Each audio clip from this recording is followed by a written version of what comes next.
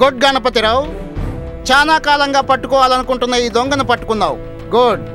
Thank you sir. నాటక ప్రదర్శనలో చూసిన గణపతిరావేనా?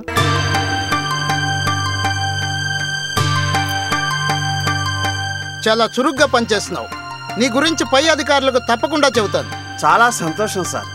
ఇతని గురించిన సమాచారం తెలుసుకున్నాను. కానిస్టేబుల్స్ కూడా అక్కడే ఉండడం వలన అందరి కృషితో ఇతన్ని పట్టుకోగలిగాం. మన ప్రభుత్వానికి ప్రజలకి పనికొచ్చే పని చేసావు గణపతిరావు. Very good. ఇన్స్పెక్టర్ గారు ఒకసారి కలవమన్నారు, వెళ్ళి కలిసిరా. Yes sir.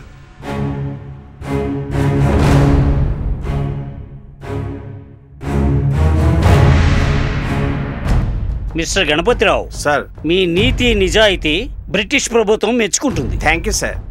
మిస్టర్ గణపతిరావు, కానా బిల్లుడు విషయంలో మీ టీంని డిటెక్టివ్లుగా నియమించాం. Thank you sir. కానా బిల్లుని ప్రతి అడుగు మీరు గమనించాలి. Yes sir. ఎప్పటికప్పుడు విషయాలను మీరు మాకు అందించాలి. Yes sir. మరో ముఖ్యమైన విషయం ఏమిటంటే ఈ డిటెక్టివ్ వర్క్ ని చాలా గోప్యంగా ఉంచండి. Yes sir.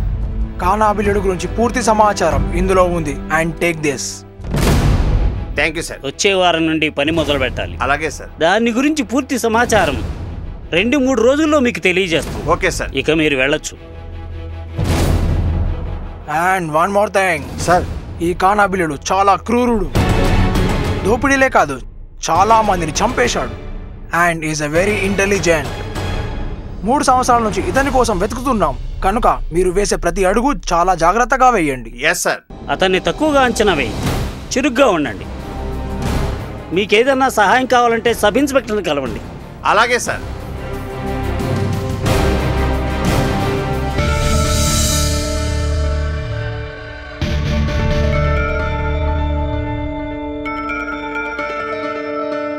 కానా బిల్లుడిని పట్టుకోవటానికి దాసగను శతవిధాల ప్రయత్నం చేస్తూ ఉన్నాడు. కారణం తను సబ్ ఇన్స్పెక్టర్ కావాలన్నదే అతని ధ్యేయం. ఆ పరంపరలో ఒకనాడు అతని మిత్రుడు దేశభక్తి కవితను రాయమని ప్రేరేపించాడు. దాసగనుకు ఆ కవిత రాయటం వలన కలిగే ప్రమాదమేమిటో ఊహించుకోలేకపోయాడు. ఆ కవిత బ్రిటిష్ ప్రభుత్వంలో దుమారం లేపింది. తదనంతరం బ్రిటిష్ ప్రభుత్వంపై మీకు వ్యక్తిగతంగా ఎటువంటి అభిప్రాయమైనా ఉండొచ్చు, కానీ ప్రభుత్వ విధుల్లో కొనసాగించేటప్పుడు మాత్రం వారికి విధేయులుగా ఉండటం కూడా మీకు అన్ని విధాలా శ్రేయస్కరం. అలాగే సార్. ఇప్పుడు ఇలాగే అంటారు, తర్వాత ఇదిగో ఈ గణపతిరావు విషయం లాగానే జరుగుతుంది. అయ్యా, ఒక చిన్న మనవి, ఆయన ప్రభుత్వానికి వ్యతిరేకి కాదయ్యా.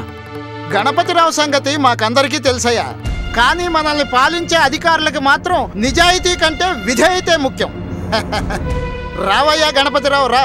నీ విప్లవ గీతాల కెరటాలు ప్రభుత్వం దాకా తాకాయి. సార్, అది నేను ప్రభుత్వానికి వ్యతిరేకంగా రాయలేదు సార్. గణపతిరావు, అందులోని విషయాలు వాళ్ళు అర్థం చేసుకోలేరు అనుకుంటున్నావా? ఆ విషయం తర్వాత నీతో చర్చిస్తాను. ముందు ఇన్స్పెక్టర్ గారిని వెళ్ళి కలు. ఇదిగో ఉత్తర్వులు, త్వరగా వెళ్ళు. Yes sir.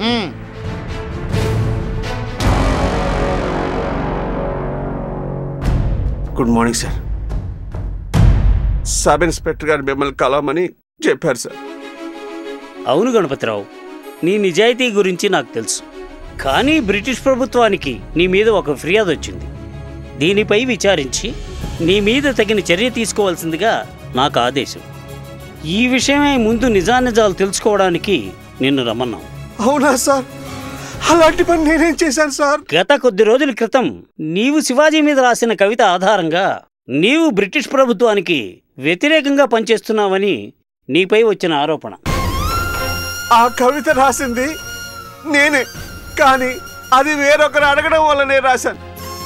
అంతేకాని అది బ్రిటిష్ వారికి వ్యతిరేకంగా రాసింది మాత్రం కాదు. ఓహో, అలాగా.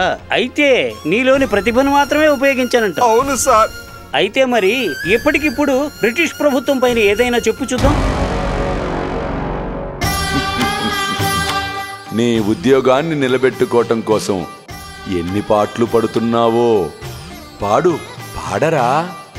జనుల గురించి పాటలు కాదురా, ఆ అల్లా గురించి పాడే సమయము ఆసన్నమైందిలే. ఆంగ్లేయుల ఆదరణకు ఆనందముతో చేయు అభివాదము. దీన జనుల ఎడల దయామయులు మీరు. భరతావనికి వన్నె తెచ్చిన బంగారు వన్నె మనుషులు మీరు. భరతావనికి వన్నె తెచ్చిన బంగారు మనుషులు మీరు.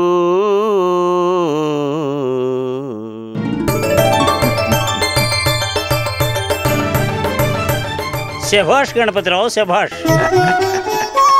నీలో మంచి కళ ఉంది, మంచి భాషా ప్రావీణ్యత కూడా ఉంది. Thank you sir, thank you. సరే, ఇకపై ఇలాంటి పొరపాట్లు జరగకుండా చూసుకో. నీవిచ్చిన వివరణను ప్రభుత్వానికి రాస్తాను. ఇంకో విషయం సార్, మన డిప్యూటీ కలెక్టర్ గారు సార్ షిరిడీ వెళ్తున్నారు సార్. వారి వెంట నువ్వు వెళ్ళు. Okay sir.